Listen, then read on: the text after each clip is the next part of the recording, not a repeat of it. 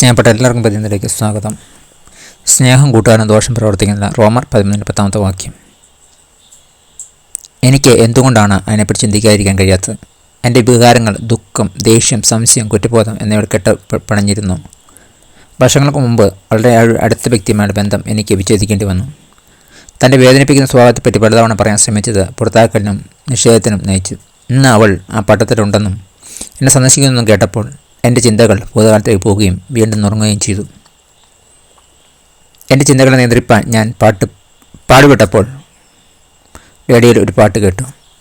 ആ പാട്ട് വഞ്ചനയുടെ വേദനയുടെ മാത്രമല്ല, ഉപദ്രവിച്ച വ്യക്തിയുടെ സമൂലമായ മാറ്റത്തിന് വേണ്ടിയുള്ള കാത്തിരിപ്പിനെയും പ്രകടിപ്പിക്കുന്നു. എൻ്റെ തന്നെ ഹൃദയത്തിലെ വാഞ്ചകൾക്ക് ശബ്ദം നൽകിയതുപോലെ തന്നെ ആ പാട്ടിൽ ഞാൻ മുഴുകിയപ്പോൾ എൻ്റെ കണ്ണുകൾ നിറഞ്ഞൊഴുകി. സ്നേഹം നിർവ്യാജ്യമായിരിക്കട്ടെ എന്ന അപ്പോസ്തലനായ പൗലോസ് റോമർക്കെഴുതിയ ലേഖനം 12:9 പറയുമ്പോൾ സ്നേഹത്തിനു വേണ്ടി സ്വീകരിക്കുന്നതെല്ലാം ശുദ്ധമായിരിക്കില്ല എന്ന് നമ്മെ ഓർമ്മപ്പെടുത്തുന്നു. എങ്കിലും നമ്മുടെ ഹൃദയത്തിൽ ആഴത്തിലുള്ള ആഗ്രഹം സ്വയം സേവിക്കുന്നതിനും കൗശലം നിറഞ്ഞതുമല്ല, കരുണയുള്ളതും സ്വയം നൽകുന്നതുമായ യഥാർത്ഥ സ്നേഹം അറിയുക എന്നതാണ്. നിയന്ത്രിക്കപ്പെടുമെന്ന ഭയത്താൽ ഉളവായ സ്നേഹമല്ല, മറിച്ച് മറ്റൊരാളുടെ ക്ഷേമത്തിനു വേണ്ടിയുള്ള സന്തോഷപൂർണ്ണമായ സമർപ്പണമായിരിക്കണം യഥാർത്ഥ സ്നേഹം. വാക്യം 10:13 വാക്യം. അതാണ് സുവാർത്ത. സുവിശേഷം യേശുവിൻ മൂലം നമുക്ക് ആശ്രയിക്കാവുന്നതും പങ്കുവയ്ക്കാതുമായ സ്നേഹത്തെപ്പറ്റി നാം അറിഞ്ഞു. നമ്മെ ഒരിക്കലും ദ്രോഹിക്കാത്ത സ്നേഹം, അവിടുത്തെ സ്നേഹത്തിൽ ജീവിക്കുക എന്നാൽ സ്വാതന്ത്ര്യം അനുഭവിക്കുക എന്നാണ്.